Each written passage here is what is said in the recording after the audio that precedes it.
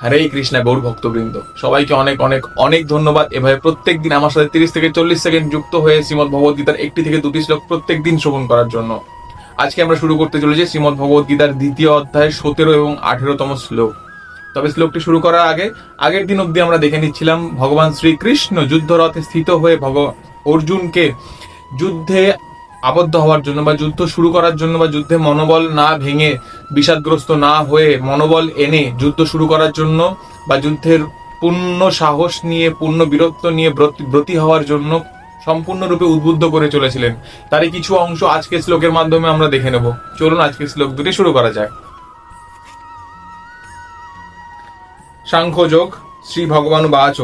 শ্লোক 17। শ্রী ভগবান শ্রীকৃষ্ণ বলছেন, अविनाशी तु तत् विद्वि जेनो सर्वम ईदम ततम विनाशम अव्ययस्य अस्य न कश्चित् कर्तुम अर्हति।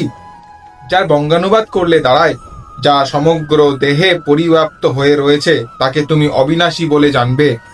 সেই অব্যয় আত্মাকে কেউ কখনো বিনাশ করতে সম্ভব নয়। শ্লোক 18। সাংখ্যযোগ শ্রী ভগবানুবাচ।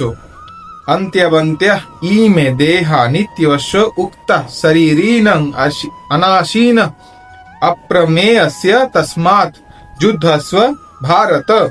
যার বঙ্গানুবাদ করলে দাঁড়ায়, হে অবিনাশী, অপরিমেয় ও শাশ্বত আত্মার জড় দেহ অবশ্যই বিনাশশীল। অতএব হে ভারত, তুমি এই যুদ্ধে লিপ্ত হও। আজকের মতো এটুকুই।